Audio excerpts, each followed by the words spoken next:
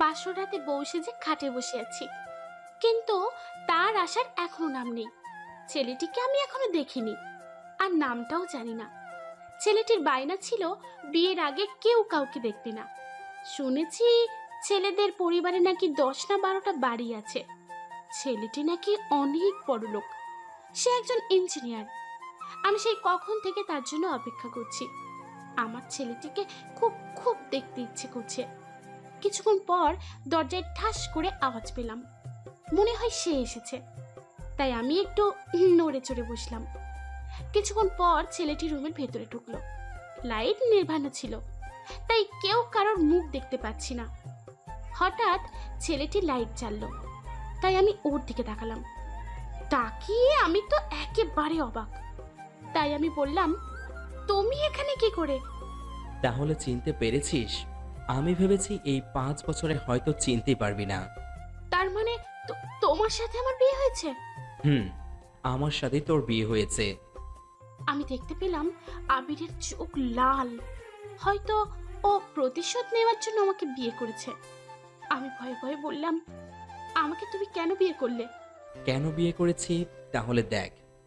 আমি ওর কাছে চলে গেলাম, তারপরে আমি ওকে খাটে শুয়ে দিলাম, তারপরে ওর উপরে ঝাঁপিয়ে পড়লাম।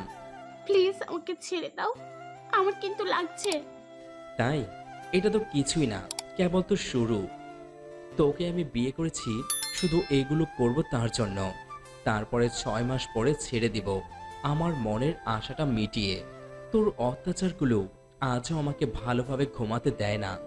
মনে পড়ে কি সেই পুরনো কথা? প্লিজ আমাকে ছেড়ে দাও। তাই? ছেড়ে তো দিব, কাজগুলো আগে করে নেই তারপরে। আবির, আমার সারা শরীরে ব্যথা পাচ্ছি। এখন ভালো ভালোতে সবকিছু খুলে ফেলো বলছি। আমি এগুলো কিচ্ছুই করব না। এই বলে আমি ওর বুকের ওপরের কাপড়টা সরিয়ে নিলাম, তারপরে ওর ঠোঁটে আমার ঠোঁট এক করে দিলাম। আমি আর পাচ্ছি না আবির, অনেক ব্যথা লাগছে। প্লিজ এবার ছেড়ে দাও। তোকে তো পারতেই হবে। তুই আমার সাথে কি করেছিলি তা কি তোর মনে পড়ে না?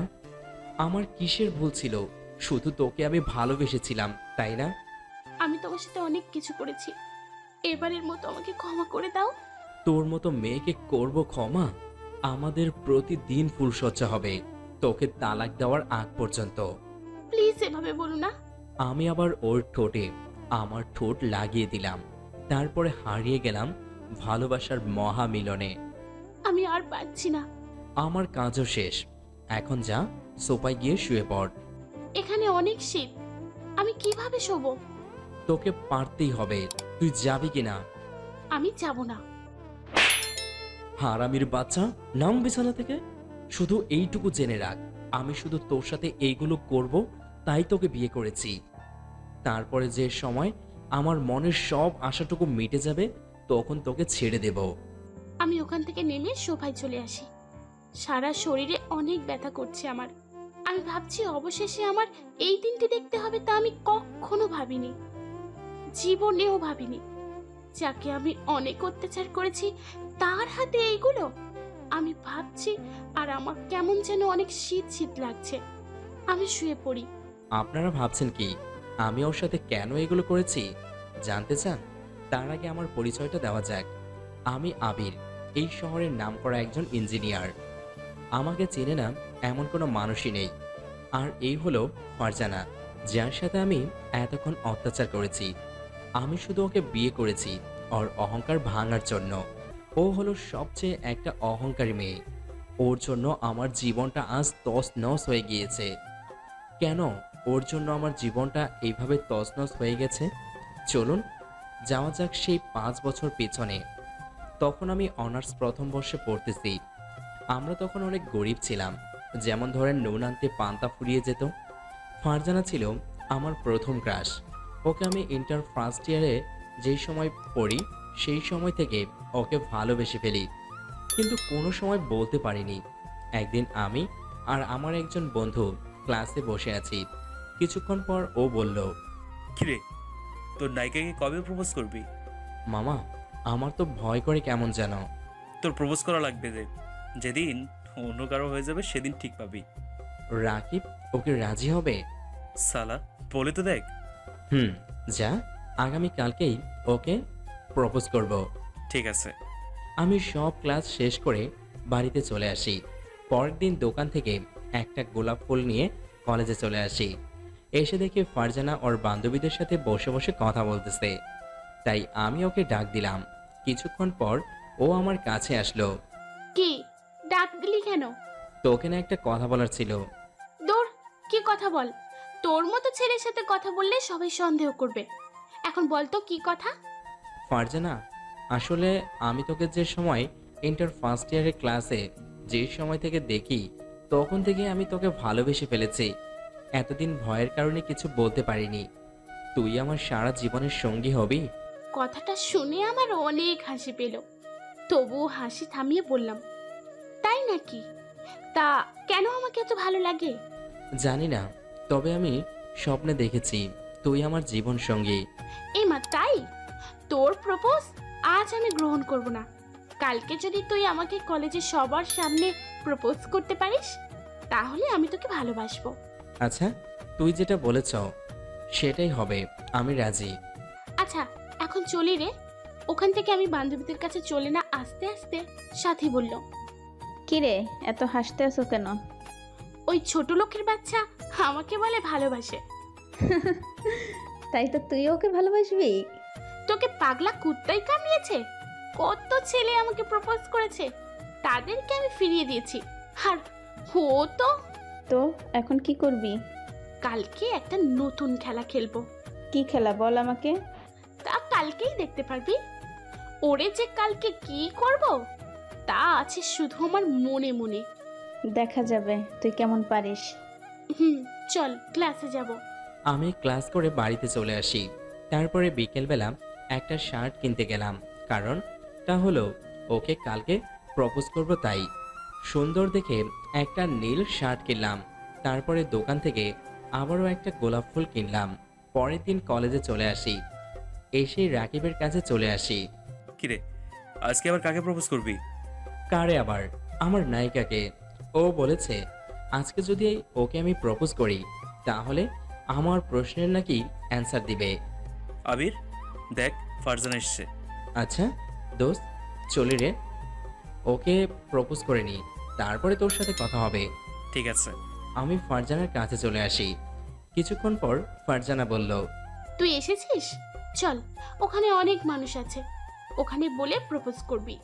আমি ওর পিছন পিছন চলে আসি। একটু পর ফারজানা বলল, হুম, এখন প্রপোজ কর। আমি ওর সামনে হাঁটু গেড়ে বসে পড়ি। তারপরে আমি বললাম, ফারজানা, আই লাভ ইউ। বলার সাথে সাথে ফারজানা আমার কলার ধরে উঠিয়ে, কুত্তার বাচ্চা, তোর সাহস হয় কিভাবে আমাকে প্রপোজ করার? আমার চরের শব্দ শুনে সবাই আমাদের কাছে আসলো। একজন বলল, এখানে কি হয়েছে? আর ফারজানা বলল, এই হারামির বাচ্চা আমাকে বলে ভালোবাসে। ফারজানা, এসব কি? তুই তো বললি আজকে তোকে প্রপোজ করতে। ফকিরের বাচ্চা ফকির, তুই কি আমার বাবার বিষয় সম্পত্তি দেখেছিস? তার জন্য আমাকে ভালোবেসেছিস? তোদের মতো ফকিরদের খবর আমার ভালোই জানা আছে। ফারজানা, এগুলো কেমন কথা? তোর বাবা সম্পত্তির ওপর আমার কোনো লোভ নেই। কুত্তার বাচ্চা আবার মুখে মুখে কথাও বলে। এটি বলে ফারজানা আমাকে আরো 2-3টা চড় মারলো। আমাকে রাকিব টেনে অন্য পাশে নিয়ে গেল। বলছি না, ও একটু অহংকারী মেয়ে, ওর শুধু টাকাকে ভালোবাসে। আমি আর কিছুই বলতে পারলাম না। আমার শুধু চোখ বেয়ে পানি পড়তেছে। কি করব বুঝতেছি না। এখন কি করবি? বাড়িতে যাবি? আমি বাড়িতে যাব। রাকিব আমাকে নিয়ে বাড়িতে চলে আসে। ফারজানা, তুই একটা জিনিস। কি সুন্দরভাবে অভিনয়টা করলি, আরও বুঝতেই পারলো না। আরে আর বলিস না, ওদের মতো ভিখারির খবর আমার ভালোই জানা আছে। তুই আজকে থেকে আমাদের বস। হয়েছে, চল ক্লাসে যাব। বাড়িতে এসে শুধু ওর কাজগুলো আমার চোখে ভেসে আসতেছে। ও আমাকে এভাবে সবার সামনে অপমান করতে পারলো। আমি এগুলো কিছুই ভেবে পাচ্ছি না। আমার দোষটা কি ছিল? ওকে ভালোবাসাটা? আমি তো ওকে কোনো দিনও ক্ষমা করব না। হঠাৎ আমার চোখে ঘুম এসে পড়ল। তাই আমি ঘুমিয়ে পড়লাম। পরের দিন আবার ও কলেজে এসে পড়ি। আসতে না আসতে দেখতে পেলাম সবাই আমাকে দেখে হাসতেছে। আমি বুঝতে পেরেছি কেন ওরা এভাবে হাসাহাসি করতেছে। আমি ক্লাসরুমে চলে আসি। এসে মন খারাপ করে বসে আছি। কিছুক্ষণ পরে রাকিব আসলো। কিরে, মন খারাপ নাকি? আমি ওর সাথে কোনো কথাই বললাম না। কিরে, আমার সাথেও কথা বলবি না? দেখ দোস্ত, আমার কথা বলতে ভালো লাগছে না। আবির, দেখ, ভেঙে পড়ে চলবে না। তোকে কিন্তু লেখাপড়া করে অনেক দূর যেতে হবে। রাকিব, আমি কি ওর কোনো ক্ষতি করেছিলাম? ও কেন আমাকে এভাবে অপমান করলো? ও আমাকে বলে দিতে পারতো যে আমাকে ও ভালোবাসতে পারবে না। কলেজের সবার সামনে এভাবে অপমান না করলেও পারতো। বড়লোক মেয়েদের এটা করা ব্যাপারটা, ওদের কাছে কারোর সম্মানের দাম নেই। ঠিক বলছো। কিছুদিন পর দেখতে পেলাম ফারজানা ও তার দলবল এসেছে। আমাকে দেখে ফারজানা ওর একটা বান্ধবীকে কানে কানে কি যেন বলতে লাগলো। সাথে আজকে আবার ওকে কি করা যায় বলতো? আমার মাথায় একটা বুদ্ধি এসেছে, শোন। কি বল? এই ব্যাপার খারাপ না, অনেক ভালো একটা বুদ্ধি। তাহলে তো ওর পরের বেঞ্চে বসা লাগবে। দরকার হলে বসবো। আমি দেখতে পেলাম ও আমাদের পেছনের বেঞ্চে এসে বসে পড়ল। আমি ওদের দেখে উঠতে যাব, এমন সময় স্যার আসলো। তাই আর ওখান থেকে ওঠা হয়নি। আমরা সবাই স্যারের কথা শুনতে আছি। এর ভিতরে ফারজানা বলে উঠল, স্যার, এই ছেলেটি গা দিয়ে গন্ধ আসছে, মনে হচ্ছে 10 দিনও গোসল করেনি। কথাটা শুনে ক্লাসের সবাই হেসে উঠল। আমি ফারজানাকে বললাম, ফারজানা, এসব কি ধরনের কথা? যেটা সত্যি সেটাই তো বলেছি। স্যার, পরে ওঠান, না হলে আমরা কিন্তু সবাই ক্লাস থেকে বের হয়ে যাব। কথাটা শুনে স্যার আমাকে বের করে দিল। আমিও বের হয়ে গেলাম। আমার শুধু চোখ বেয়ে পানি পড়তেছে। আমি বের হয়ে চোখ মুছতে মুছতে বাড়িতে চলে আসি। ফারজানা, ও নামে এরকম মিথ্যা কথা বললি কেন? তুই ওর হয়ে দালালি করবি? তাহলে কিন্তু তোকেও বের করে দেব। সবাইকে আবির ভাবিস না। আমি কিন্তু আবিরের মতো ছেলেটিকে বোকা পেয়ে যা খুশি সেটা করবি, ঠিক না? ওকে? চুপ কর তো দালাল। কিছুক্ষণ পর আমি বাড়িতে চলে আসি। এসে শুয়ে শুয়ে কাঁদতে আছি আর ভাবতেছি যে কেন ওকে প্রপোজ করলাম আর ও আমাকে কেন এভাবে শাস্তি দিয়েছে। পরের দিন আবারও কলেজে চলে আসি। এসে গেটের সামনে বসে আছি। কিছুক্ষণ পর ফারজানা আসলো। কিরে, গেটে দাঁড়ানোর চাকরিটা কি তুই করতে আসিস? তোদের মতো ছোট লোকের কি আর চাকরি করবে? কথাটা শুনে মাথায় অনেক রাগ উঠল। আমি গিয়ে ওর গালে ঠাস ঠাস করে দুটো চড় লাগিয়ে দিলাম। তুই আমাকে এত অপমান করে কি পাস? তুই আমার গায়ে হাত তুললি? কুত্তা পচা, তোকে তো আমি দেখে নেব। এটা বলে ফারজানা চলে গেল। আমিও রাকিবের সাথে ক্লাসের ভিতরে চলে আসি। কলেজ ছুটির পর গেট দিয়ে বের হতে যাব, এমন সময় বড় ভাইয়ের ডাক। আমি তার কাছে চলে গেলাম। কি রে, তুই ফারজানাকে চড় মারিস কেন? তারপর আমি সব তাকে বললাম। শালার পো, মিথ্যা কথা বলার জায়গা পাস না। এটি বলে সে আমাকে মারা শুরু করে দিল। আমি শুধু চুপ হয়ে তার মার খেয়ে যাচ্ছি। আর যদি ওর সাথে লাগতে আসো তাহলে তোর খবর আছে। আমি তার কথা শুনে বাড়িতে চলে আসি। আমি এসে আবারও কান্না শুরু করে দিলাম।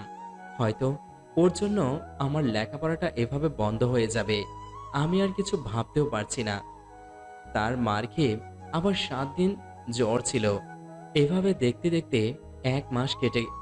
ও শুধু আমাকে অপমানই করত আর মাঝে মাঝে সবার সামনে বসে চড় মারত। এভাবে আরও কিছুদিন কেটে গেল। একদিন আমার জীবনটা অন্ধকার এসে পড়ে। আমাকে প্রিন্সিপাল এই কলেজ থেকে বের করে দেয়। প্রতিদিনের মতো ক্লাসে আসি। আজ একটু তাড়াতাড়ি কলেজে চলে আসি। এসে দেখি কলেজে কেউই নেই, শুধু ফারজানা ও তার দলবল। আমি এসে বাম পাশে বসে রয়েছি আর বইটা বের করে পড়তেছি। দেখ ফারজানা, আবির এসেছে। ওরে আজকেই ক্লাস থেকে বের করার ব্যবস্থা করতেছি। কি করবি বল? আগে বল, কোনো স্যার কি এখন এসেছে? না তো, এখনো আসেনি। কোনো স্যার আসলে আমাকে একটু বলবি। কেন, কি করবি বল না আমাকে। তা তোর নিজের চোখেই দেখতে পারবি। ওই দেখ, প্রিন্সিপাল স্যার গেট দিয়ে ঢুকতে আছে। এখন বুঝবেও মজা। আমি বসে বসে পড়তেছি, এমন সময় ফারজানা আসলো আমার কাছে। তাই আমি ওকে দেখে উঠতে যাব, এমন সময় ফারজানা বলল, কিরে তুই যাস কই? এটা বলা মাত্রই ফারজানা ওর ওড়না খুলে আমার হাতে দিল আর আমাকে সবার সামনে জড়িয়ে ধরলো। বাঁচাও বাঁচাও স্যার, বাঁচান। আমি দেখতে পেলাম কথাটা শুনে প্রিন্সিপাল স্যার ছুটে আসলো আমার কাছে। এখানে কি হয়েছে? ফারজানা আমাকে ছেড়ে দিয়ে বলা শুরু করে দিল, দেখেন না স্যার, আমি ওর কাছে পড়া জানতে এসেছিলাম, তার বিনিময় ও আমার ওড়না গায়ে থেকে খুলে ফেললো। আর ও ও আমাকে অনেক কিছু করতে চেয়েছে। ছি ছি ছি আবির, তোমার থেকে আমি এটা কোনোদিনও আশা করিনি, তুমি যে এত নিচে নামবে। বিশ্বাস করেন স্যার, আমি এগুলো কিছুই করিনি, ওসব মিথ্যা বলতেছে। এর ভিতরেই ফারজানার একটা বান্ধবী বলল, স্যার, ও ফারজানা ওর ওড়না ধরে টান দিয়েছে, এটা আমার নিজের চোখে দেখেছি। আবির, তাহলে কি ওরাও মিথ্যা বলবে? আমি আর কিছুই বলতে পারলাম না, আমার শুধু চোখ দিয়ে পানি পড়তেছে। স্যার, ওকে যদি আপনি কলেজ থেকে না তাড়ান তাহলে আমরা আর কেউই কলেজে আসবো না।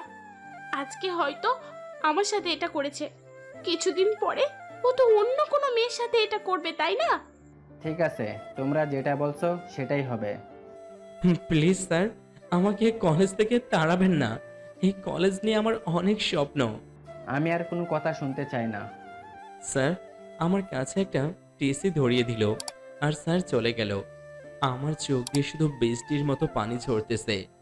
আমি আসার সময় ওদের সবাইকে একটা কথা বললাম যে এই পাপের শাস্তি তোদের কেউ একদিন পেতে হবে। আরে তুই তাড়াতাড়ি দূরে যা, তোকে আমি আর দেখতে পাই না। আমি এখান থেকে বাড়িতে চলে আসি আর ভাবতেছি আমার লেখাপড়া কি তাহলে এখানেই শেষ হয়ে যাবে? আমি আর কিছুই ভাবতে পারছি না। কিছুক্ষণ পর বাড়িতে এসে পৌঁছালাম। আম্মু এসে দরজা খুলে দিল আর আমাকে দেখেই রাগ হয়ে আমার গালে দুটো চড় লাগিয়ে দিল। আম্মু, তুমিও আমাকে মারলে? ছি ছি আবির, তুই ওই মেয়েটার সাথে এটা করলি? আমি তো কিছুই বুঝতে পারছি না। আম্মু, তুমিও আমাকে বিশ্বাস করতে পারলা না? তোর কোনো কথাই বিশ্বাস করব না। আমাকে তোকে ছেলে হিসেবে ভাবতেও লজ্জা করে। এমন সময় দেখতে পেলাম রাকিব এসেছে আমাদের বাড়িতে আর এসেই বলতে লাগলো, তোকে কি কলেজ থেকে বের করে দিয়েছে? হুম হুম হুম। তোকে আমি আগেই বলেছি, আগে আগে ক্লাসে যাবি না। তুই আমার কোনো কথাই শুনলি না। কিছুক্ষণ পর আম্মু বলল, তোরা কি বলছিস? আমি তো কিছুই বুঝতে পারছি না। আসল কথা কি আন্টি, আমি বলি, আসলে আবিরের কোনো এতে দোষ নেই। আপনার ছেলের ওপর সেই মেয়েটি উঠে পড়ে লেগেছিল। তারপরের ঘটনা আম্মুকে সব বললাম। এত সব হয়ে গিয়েছে তা আমাকে কিছুই জানাসনি। আমি ভেবেছি ও থেমে যাবে, কিন্তু ও থেমেনি। আমাকে দিনের পর দিন অত্যাচার করছিল। এখন তুই এগোতে চাস? জানি না। আবির, আমি এখন আসি। আর তুই কি আর কলেজে যাবি না? আমাকে টিসি দিয়ে দিয়েছে, হয়তো আর কলেজে যাওয়া হবে না। আচ্ছা, তোর সাথে কালকে কথা হবে। আমিও ওখান থেকে আমার রুমে চলে আসি। এসে একা একা কান্না করতেছি আর ভাবতেছি আজ গরিব বলে ও আমার সাথে এটা করেছে। আমি তো ওকে কোনো দিনও ক্ষমা করব না। আমার চোখের পানি আজ আর বাদ মানছে না। হঠাৎ আম্মু আসলো আমার রুমে। আবির, আর লেখাপড়া করতে চাস না? কিভাবে করব বলো? আমাকে তো বের করে দিয়েছে। আবির, আমি তোর খালার সাথে কথা বলেছি, সে তোকে তাদের ওইখানে যেতে বলেছে। তারা নিজেরাই তো গরিব, তাহলে আমাকে কিভাবে খাওয়াবে? আমি বলেছি এটা, তবুও তোকে যেতে বলেছে। ঠিক আছে, আমি কালকেই ঢাকা চলে যাব। আচ্ছা, আর মন খারাপ করে থাকিস না বাবা, ভেঙে পড়িস না। তোকে তো আমাদের স্বপ্নগুলো পূরণ করতে হবে। কিছুক্ষণ পর আম্মু চলে গেল। আম্মুর কথাটা যেন আমার কানে লেগে গেল যে আমার ভেঙে পড়লে চলবে না, তাদের স্বপ্নগুলো পূরণ করতে হবে। রাতে আমার আর ঘুম হলো না। সারা রাত শুধু পুরনো কথা ভেবে কান্না করেছি। পরের দিন আম্মুর কাছে বলতে আসলাম, আম্মু, আমি ঢাকা চলে গেলাম। আচ্ছা বাবা, যা তাহলে, আর সাবধানে যাবি। আমি আর ওখানে দাঁড়ালাম না, কারণ আমার চোখ দিয়ে শুধু পানি পড়তেছিল। আসার সময় আম্মুও কান্না করেছিল। আমি ঢাকায় এসে পড়ি। তারপর খালাদের বাসায় চলে আসি। আমাকে দেখে সবাই আমার কাছে আসলো। কি রে বাবা, কেমন আছিস? ভালো, তুমি কেমন আছো? ভালো। আসতে কোনো সমস্যা হয়নি তো? না, কোনো সমস্যা হয়নি। আচ্ছা, ফ্রেশ হয়ে খেতে আয়। আমি ফ্রেশ হয়ে খেতে চলে আসি। পরের দিন খালামণি একটা সুন্দর একটা কলেজে ভর্তি করিয়ে দিয়েছে। প্রথম প্রথম মানিয়ে নিতে আমার অনেক কষ্ট হয়েছে, তবুও মানিয়ে নিয়েছি। একদিন সবার সাথে খেতে বসেছি। এর ভিতরে খালামণিকে বললাম, খালামণি, আমি একটা চাকরি করতে চাই। কি বলো এসব? লেখাপড়া বাদ দিয়ে কিসের চাকরি করবি? আরে, লেখাপড়া করব আর চাকরিও করব।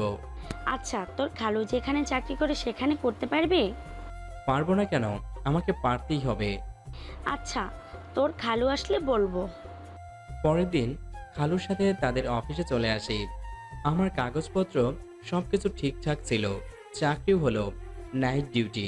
আমি রাজি হয়ে যাই। সকালে কলেজে যেতাম আর তার আগে দুটো টিউশনি করাতাম আর রাতে চাকরিটা করতাম। আমার একটা লক্ষ্য ছিল, আমি অনেক টাকার মালিক হব। আস্তে আস্তে আমি এগোতে থাকি আর আল্লাহ আমার আশাটা পূরণ করেছে। অবশেষে আমি অনেক টাকার মালিক হয়ে গিয়েছি। আমি এখন একজন নামকরা বড় ইঞ্জিনিয়ার। আমাকে চিনে না এমন কোনো মানুষ নেই। আমার এখন 10 থেকে 12টা বাড়ি। এই 5 বছরের আমি নিজের ভালোই উন্নতি করতে পেরেছি। মাঝে মাঝে আমার পুরনো দিনের কথাগুলো মনে পড়ে যায়। তখন আমি আর ঘুমাতে পারি না, কষ্টে বুকটা ফেটে যায়। 5 বছর পরে আজ আমি বাড়িতে আসি। এসে আম্মুকে সালাম দিলাম। এই 5 বছরের আম্মুর সাথে কথা হয়তো ফোনে, বাট আমি বাড়িতে আসতাম না। আম্মুকে যখন মনে পড়তো তখন তাকে ঢাকা আসতে বলতাম। আমি এসেই রাকিবের কাছে চলে আসি। ও আমাকে দেখেই ও আমাকে জড়িয়ে ধরলো। কিরে, ভুলে গেছিস আমাকে? না রে দোস্ত, তোকে জীবনেও ভুলবো না। নিজে তো ভালোই উন্নতি করেছিস, এখন একটা বিয়ে করে নে। এত তাড়াতাড়ি না, আরো পরে। তুই তো বিয়ে করেছিস তাই না? হুম, করেছি তো। আচ্ছা রাকিব, ফারজানার কি বিয়ে হয়ে গেছে? হঠাৎ ফারজানার কথা কেন? আরে বল না, বিয়ে হয়েছে কিনা। না, এখনো বিয়ে হয়নি। সত্যি তো? তাহলে আমি ওকে বিয়ে করব। আবির, এগুলো তুই কি বলতে আসিস? ও আমাকে এত অত্যাচার করেছে, আর ওকে যদি আমি ছেড়ে দেই তাহলে কেমন হবে? তুই এখন কি করতে চাস বলতো? তা তুই কিছুদিন পরেই দেখতে পারবি। আমি ওখান থেকে বাড়িতে চলে আসি, তারপরে আম্মুর কাছে চলে আসি। কিছু না খেয়ে গেছিস কই? এই তো আম্মু, সামনে গিয়েছিলাম। আচ্ছা আম্মু, একটা কথা বলি। কি কথা বল। আমার একটা মেয়েকে খুব পছন্দ হয়েছে। তাই নাকি? কোনো মেয়ে রে বাবা? তারপরে আম্মুকে সব বললাম। সে রাজি হয়ে গেল।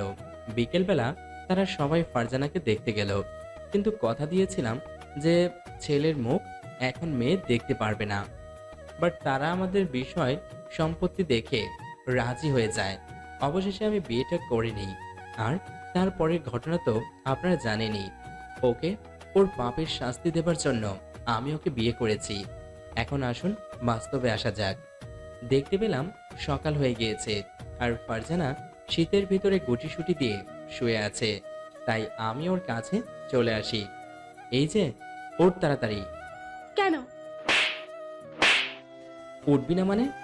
এটা কি বাবার বাড়ি পেয়েছিস? আবির, আমাকে আর অত্যাচার করো না। আমার সারা শরীর খুব ব্যথা। মনে পড়ে সেই পুরনো কথা, আমার সাথে তুই কি করছিলি? তুমি যে সময় কলেজ থেকে চলে এসেছো তখন আমি তোমাকে অনেক মিস করি। আমার নিজেরই অনেক খারাপ লাগা শুরু করে। তোমার সাথে হয়তো আমার এমনটা করা ঠিক হয়নি। তুই করবি আমাকে মিস, ভাবতেই আমার অবাক লাগে। তাও তো আবার তোর মতো মেয়ে। আমাকে যখন তুই মিথ্যে অপবাদ দিয়ে কলেজ থেকে বের করে দিয়েছিস তখন তো আমি এটা দেখিনি। আবির, তুমি আমাকে ক্ষমা করে দাও।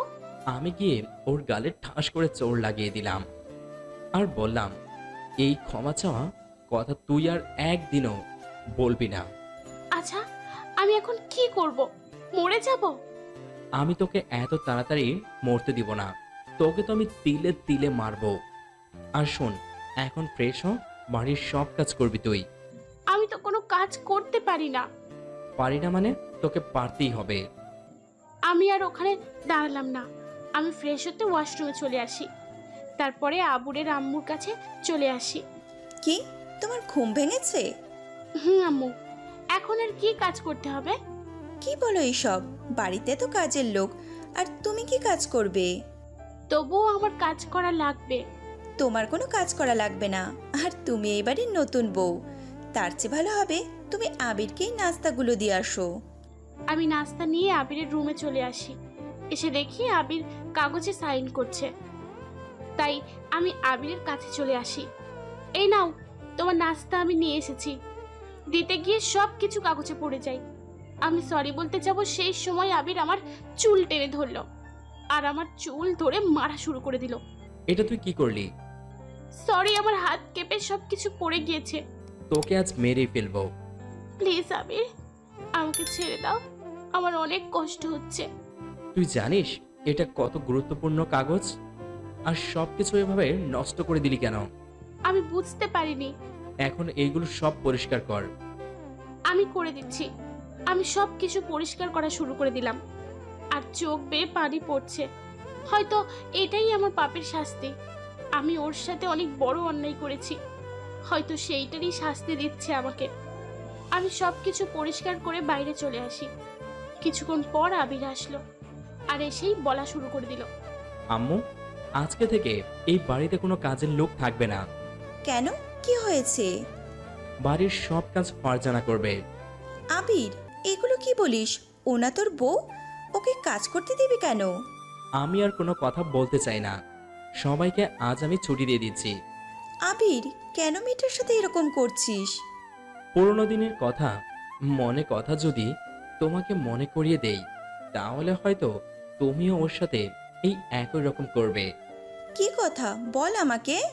পরে কোনো এক সময় বলবো। কিছুক্ষণ পর ফারজানা বলল, ঠিক আছে, আমি সব কাজ করতে রাজি। মনে থাকে যেন। এটা বলে আমি অফিসে চলে আসি। অফিসের সব কাজ শেষ করে সন্ধ্যা 7টার সময় বাড়িতে চলে আসি। এসে খাওয়া দাওয়া করে আমার রুমে চলে আসি। এসে দেখি ফারজানা সোফায় শুয়ে আছে। তাই আমি ওকে ডাক দিলাম, ফারজানা, এই ফারজানা, ওঠ। প্লিজ আবির, আজকে আমি অনেক ক্লান্ত, বাড়িতে অনেক কাজ করেছি, তাই আমার সারা শরীর খুব ব্যথা। তুই আসবি কি না? তোর তো পাপের শাস্তি দিতে হবে। আরো যে কত কি হবে। আমি ওর কাছে চলে গেলাম, আর যাওয়ার সাথে সাথে ও আমার উপর ঝাঁপিয়ে পড়ল। এখন যা, আমার কাজ শেষ। আবির, আমি উঠতে পারছি না। তবুও তোকে উঠতে হবে। সোফায় আমি ঘুমোতে পারি না রাতে, আমার ঘুমোতে অনেক কষ্ট হয়। তোকে আমি বিয়ে করেছি তো এইগুলো করার জন্যই। তাই আর 6 মাস পরে এমনিতে তোর ডিভোর্স হয়ে যাবে। তোকে শুধু একটা জিনিস বোঝানোর জন্য বিয়ে করেছি, কাউকে কষ্ট দিলে তার কেমন লাগে। আমি আগেই আমার ভুলগুলো বুঝতে পেরেছি। তুমি কলেজ থেকে চলে আসার পরে তখন আমার শুধু তোমার কথাই মনে পড়তো। এখন আর ন্যাকা কান্না করা লাগবে না। আমি আবার সোফায় চলে আসি আর ভাবছি, তাহলে ও কি আমাকে সত্যি সত্যি 6 মাস পরে ডিভোর্স দেবে? তাহলে আমি বাঁচবো কিভাবে? এগুলো ভাবতে ভাবতে আমি ঘুমিয়ে পড়লাম। সকাল সকাল আবিরের ডাক। তোকে বলছি না এত সকাল পর্যন্ত ঘুমাবি না তুই? ঘুমালে বাড়ির এত কাজ করবে কে? আমি উঠছি। আর শোন, আমার আগে উঠতে হবে তোকে সব সময়। আর যদি আমি তোর আগে উঠি তাহলে তোর খবর আছে। এরপর থেকে আমি যদি তোর আগে উঠি তাহলে বুঝবি তুই শেষ। ঠিক আছে, এখন থেকে আমি তোমার আগে উঠবো। এটা বলে আমি ফ্রেশ হয়ে কাজ করা শুরু করে দিলাম। কিছুক্ষণ পর শুনতে পেলাম আবির আমাকে ডাকছে, তাই আমি তাড়াতাড়ি ওর কাছে আসি। ফারজানা, আমি অফিসে যাব, আমার শার্ট নিয়ে আয়। ঠিক আছে, আমি আনছি। আমি ওর জন্য শার্ট আনতে গেলাম। কিছুক্ষণ পর নিয়ে আসলাম। এই নাও।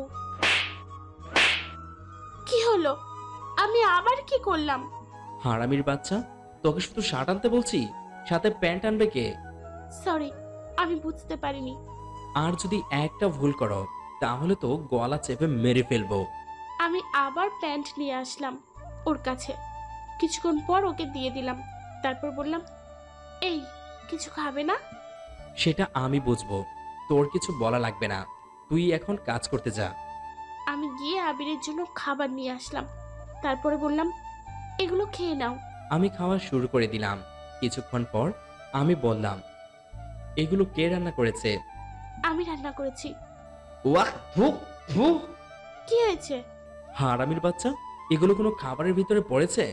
আমি সব কিছু ওর দিকে ছুঁড়ে মারলাম। আমি তো ভালোভাবেই রান্না করেছি। তাহলে এগুলো কি? তোকে এর চেয়ে ভালো করে রান্না করা শিখতে হবে। ঠিক আছে। এটা বলে ফারজানা চলে গেল। আসলে খাবারটা অনেক ভালোই হয়েছে। আমি তো ওকে অত্যাচার করব, তার জন্যই এটা করেছি। আমি রেডি হয়ে অফিসে চলে আসি। আমি ছাদের একপাশে দাঁড়িয়ে আছি আর আমার চোখ থেকে পানি পড়ছে। আমি এখন কি করব কিছুই বুঝতে পারছি না। এভাবে 1 মাস কেটে গেল। এই কয়দিনে আবির আমাকে অনেক অত্যাচার করেছে আর বাড়ির সব কাজ করিয়েছে। কিন্তু আবির যখন ডিভোর্সের কথা বলে তখন আমার মনটা খারাপ হয়ে যায়। একদিন ঘর মুছছি, এর ভিতর আম্মু আসলো আমার কাছে। ফারজানা, তোমাকে কাজ করতে আমি বারণ করেছি না? আম্মু, এটা আমার পাপের শাস্তি, আর কিচ্ছু না। আবির তোমার সাথে এইরকম করে কেন বলো তো? আমি আবিরের সাথে যেটা করেছি, ও আমার সাথে তার প্রতিশোধ নিতে এটা করছে। তুমি কি করেছো আবিরের সাথে বলো তো? তা অনেক কথা মনে পড়ে, কোনো এক সময় বলবো। আমাকে এখনই বলো, আমি এখনই শুনবো। তারপর ঘটে যাওয়া সব ঘটনাগুলো আম্মুর কাছে বলা শুরু করে দিলাম। আম্মু, তোমার ছেলেকে আমিই কলেজ থেকে দাঁড়িয়েছি আর ওকে মিথ্যে অপবাদ দিয়েছি। তাতে আবিরের কোনো দোষ ছিল না। আবির কলেজ থেকে যে সময় বের হয়ে এসেছে তখন আমি ওকে অনেক মিস করা শুরু করে দিলাম। প্রতিদিন আমার বান্ধবীদের সাথে ওর গল্প করা শুরু করি। বলতাম, আমি নিজের ভুল যখন বুঝতে পারি তখন আমার অনেক মন খারাপ লাগে। আবির চলে আসার পর আমি প্রতিদিন মন খারাপ করে বসে থাকতাম। একদিন আমার বান্ধবী বলল, কি রে ফারজানা, এভাবে মন খারাপ করে থাকো কেন? সাথী, আবিরের সাথে আমার এটা করা ঠিক হয়নি। যা হয়েছে বাদ দে তো। আমার শুধু ওর কথা মনে পড়ছে। কি করব কিচ্ছু বুঝতে পারছি না। কেন যে এটা করলাম? ও শুধু আমার কাছে একটু ভালোবাসাই চেয়েছিল তো, তাই না? ভাবছি ওর কাছে ক্ষমা চাবো, কিন্তু ও বলল বাড়িতে চলে গিয়েছে। তুই কি ওর প্রেমে পড়ে গেছস নাকি? জানি না, তবে যেভাবে হোক আমাকে ওর কাছে ক্ষমা চাইতেই হবে। আচ্ছা, আসলে না হয় ক্ষমা চাবি। এখন চল, ক্লাসে যাব। ও কি আমাকে ক্ষমা করবে? চল, ক্লাসে যাব। এইভাবে আমি আবিরকে মিস করা শুরু করে দিই আর আমার মাঝে মাঝে অনেক খারাপ লাগতো। তারপরে আব্বু আমাকে অনেক জায়গায় বিয়ে ঠিক করে, বাট আমি রাজি হইনি। শুধু আমার একটাই আশা ছিল, আমি আবিরের কাছে ক্ষমা চাইবো। কিন্তু আব্বু একদিন বলেছে যে এই ছেলেকে বিয়ে না করলে যে নাকি মরে যাবে। আমি বিয়েতে রাজি ছিলাম না, তারপরেও বিয়ে হয়ে গেল। আর বাসর ঘরে এসে দেখি আবিরের সাথেই আমার বিয়ে হয়েছে। আমি তখন অনেক খুশি হয়েছিলাম। যখন ও যে সময় এসব ধরনের কথা বলল তখন আমার অনেক খারাপ লাগা শুরু করলো। আম্মু, আমি সারা জীবন ধরে আবিরের দাসী হয়ে থাকবো, তবুও যেন আমাকে ডিভোর্স না দেয়, তাহলে আমি মরে যাব, আমি বাঁচবো না। আচ্ছা, দেখি আমি কি করতে পারি। আর তুমি কোনো চিন্তাই করো না। আম্মু প্লিজ, এটা একটু ওকে বোঝান। ও তো আমার একটাও কথা শোনে না। আমি যতক্ষণ আছি ততক্ষণ তোমাকে কেউ ডিভোর্স দিতে পারবে না। আর এখন তোমার আর কোনো কাজ করা লাগবে না। না, আমি যদি সব কাজ না করি তাহলে আবির আবার রাগ করবে। আমি করতে বারণ করেছি না? কাজ করা লাগবে না, এখন তুমি গিয়ে রেস্ট নাও। আমি আমার রুমে চলে আসি। আমার রুমের পাশে একটা আলমারি, তাই আলমারি কি মনে করে যেন খুলতে লাগলাম। আলমারিটার ভেতরে আমি একটা ডায়েরি দেখতে পেলাম। ডায়েরিটার অনেক ধুলাবালি লেগে রয়েছে, তাই আমি হাত দিয়ে মুছতে শুরু করলাম। আমি ডায়েরিটা নিয়ে রুমে এসে শুয়ে পড়ি। মনে হয় ডায়েরিটা অনেক পুরনো। মনে মনে ভাবলাম, কি এমন আছে এই ডায়েরিতে? আমি ডায়েরিটা খোলা শুরু করে দিলাম। খুলে আমি তো অবাক। খুলে আমি আমার একটা ছবি দেখতে পেলাম। গোলাপি জামা পরা আমি। এটাই তো আমি যে সময় ইন্টার ফার্স্টের নবীনবরণ অনুষ্ঠানে দিনেই জামাটা পরেছিলাম। আমি কিছু লেখা পড়া শুরু করে দিলাম। আবিরের ডায়েরি। আজ নবীনবরণের অনুষ্ঠান হয়েছিল। আমি তাকে দেখে আমার অনেক ভালো লাগছিল। মনে হয় ওর সাথে আমার কত বছরের পরিচয়। আমার শুধু তার কথাই মনে পড়ে। কিছুতেই তাকে ভুলতে পারছি না। চোখ বোঝালেই শুধু তার ছবিটা আমার চোখের সামনে ভেসে ওঠে। মেয়েটির নামও জানতে পারলাম না। সে কি আমাকে ভালোবাসবে? আমি তাকে আমার মনের জায়গা দিয়ে ফেলেছি। এখন বুঝতে পারলাম ডায়েরিটা কার। ডায়েরির পাতা পড়ে আমার চোখ থেকে পানি গড়িয়ে পড়ল। তাহলে ও আমাকে এতটা ভালোবাসতো, আর আমি শুধু ওকে অপমানই করেছি। চোখ পড়লো ডায়েরির শেষ পাতায়, আবিরের ডায়েরি। ফারজানা, আমি তো তোর কাছে একটু ভালোবাসাই চেয়েছিলাম, তার বিনিময়ে অপমান করলি, মারধর করলি। অবশেষে তুই মিথ্যে অপবাদ দিয়ে কলেজ থেকেই বের করে দিলি। আমি জীবন নিয়েও এটা ভাবতে পারিনি। তবে একটা কথা আজ শুনে রাখ, তোকে আমি কোনোদিনও ক্ষমা করব না। সারা জীবন তোকে ঘৃণাই করে যাব। আমার নিজের কাছেই অনেক খারাপ লাগছে। আমি ওর সাথে এভাবে করা ঠিক হয়নি। তাহলে ও কি আমাকে কোনোদিনও ক্ষমা করবে না? আমি ডায়েরির পাতা আর পড়লাম না। কারণটা হলো আমার অনেক খারাপ লাগছে। আমি ডায়েরিটা যথাস্থানে আবার রেখে দিলাম। পরে শুয়ে পড়লাম। আমি এখন কি যে করব এগুলো ভাবতে ভাবতে আমি কখন ঘুমিয়ে পড়লাম। হঠাৎ কারো চিৎকারে আমার ঘুম ভেঙে গেল। এই হারামির বাচ্চা, তোকে আমি কাজ করতে বলিনি, আর তুই পরে পরে ঘুমাচ্ছিস কেন? আম্মু আমাকে কোনো কাজ করতে দেয়নি। আর তুই বানিয়ে বানিয়ে আম্মুকে কি বলেছিস? তুই নাকি আমাকে ভালোবেসে ফেলেছিলি। তোর এই মিথ্যে দিয়ে আম্মুকে বোকা বানাতে পারবি, কিন্তু আমাকে কোনো দিনও পারবি না। আর ভাবছস কি তোকে আমি মেনে নিব? যা ভাবছস ভুল ভাবছস। তোকে আমি কোনো দিনও মেনে নিব না। আর কয়দিন পরে ডিভোর্স দিয়ে দিব। আমি গিয়ে আবিরের পায়ে পড়ে গেলাম। আবির, আমাকে ক্ষমা করে দাও। আমি বুঝতে পারিনি তোমার কথা ভাবছি। আমি অহংকারী ছিলাম। তবে তুমি চলে আসার পরে আমি তোমাকে ভালোবেসে ফেলেছি। বিশ্বাস করো, এটা বলা মাত্রই আমার চুল ধরে আবির আবারও আমাকে মারা শুরু করে দিল। তোর মতো মেয়ে ক্ষমা চাওয়ার কোনো যোগ্যতাই নেই। আর আমি যেটা বলেছি সেটাই হবে। তুই আসস আর কয়দিন, তারপরে তুই তোর বাড়িতে চলে যাবি। আমি কোথাও যাব না। আমি তোমার বাড়িতেই থাকবো। দয়া করে আমাকে ডিভোর্স দিও না। তা তো কিছুদিন পরেই দেখতে পারবি। আমি এসে শুয়ে পড়ি। কিছুক্ষণ পরে ফারজানা আসলো, এসে আমার পাশে শুয়ে পড়ল। আমি বললাম, আজ আর আমার মুড নেই, তুই সোফায় গিয়ে শুয়ে পড়। আর শোন, কালকে যেন শুনি না আম্মু কাজ করেছে, তাহলে তোর কিন্তু খবর আছে। ঠিক আছে, তুমি যেটা বলছো সেটাই হবে। কিছুক্ষণ পর ফারজানা চলে গেল। ওকে যখন আমি মারি তখন আমার নিজের কাছেও অনেক খারাপ লাগে। কি করব, ওকে তো পাপের শাস্তি দিতেই হবে। আমাকে অনেক অপমান করেছে। যখনই ওর অপমানের কথা মনে পড়ে যায় তখন ওকে মেরে ফেলতে ইচ্ছে করে। আমি তো ওকে কোনো দিনও মেনে নিব না। আমিও ঘুমিয়ে পড়লাম। পরের দিন আমি আবারও বাড়ির সব কাজ করা শুরু করে দিই।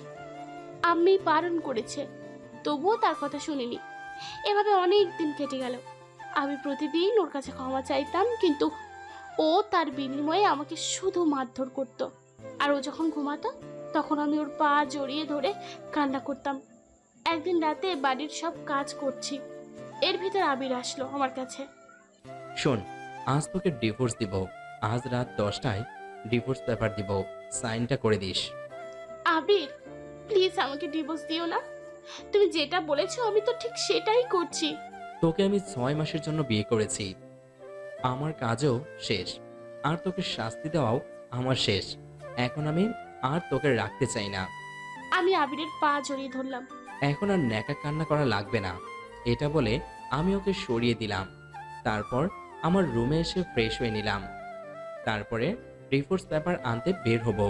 এমন সময় আম্মু আসলো আমার রুমে, আর এসেই আমার গালে কষে একটা চড় দিল। তুই ওকে ডিভোর্স দিবি না? আচ্ছা দে, আমি তোকে বারণ করব না। তবে এইটুকু শুনে নে, তুই সাইন করলেও ও করবে না। আর আমরা দুইজনেই এই বাড়ি থেকে বেরিয়ে যাব। তোর বাড়িতে তুই থাকবি।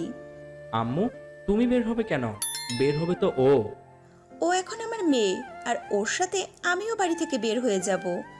আবির, ও না হয় ভুল করেছে, তার জন্য তুই আর ওকে কত শাস্তি দিবি? প্রতিদিন ওকে কাঁদতে দেখতাম। এটা ওর পাপের শাস্তি। আচ্ছা, আমরা বের হয়ে যাচ্ছি, তোর বাড়িতে তুই থাক। তোমরা যাবা কোথায় বলো তো?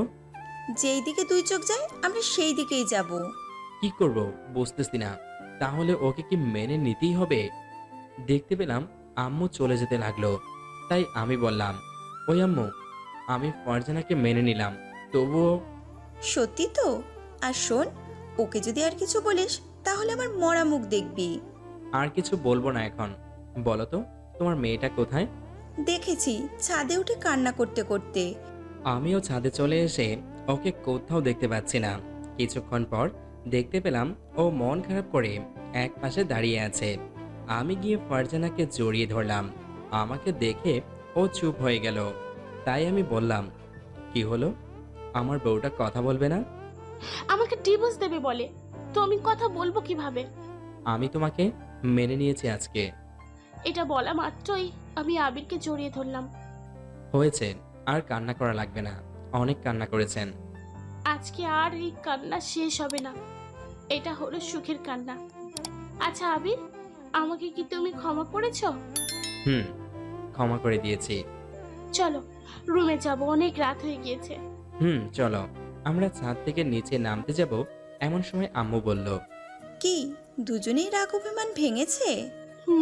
ভেঙেছে। আবির, এইভাবে দুজনে সারা জীবন একসাথে থাকবি।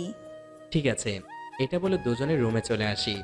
এসেই দুজনে শুয়ে পড়লাম।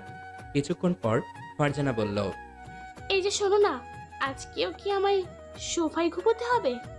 না গো পাগলি, আজ থেকে তুমি আমার সাথেই ঘুমাবে। তাই? দেখেছো, কাউকে কষ্ট দিলে তার কেমন লাগে। এটা বলে আমাকে আর লজ্জা দিও না। আমি এখন সব বুঝতে পারছি। আমি গিয়ে ফারজানাকে জড়িয়ে ধরলাম, আর ফারজানাও আমাকে জড়িয়ে ধরলো। কিছুক্ষণ পর আমি বললাম, ওই বউ, আমাকে আজ একটু আদর করো না। এই শোনো, আজ না, কাল করব। আজ সারা রাত দুজনে এভাবে জড়িয়ে ধরে থাকবো। না, আমার শুধু এতে হবে না, আমার আরো লাগবে।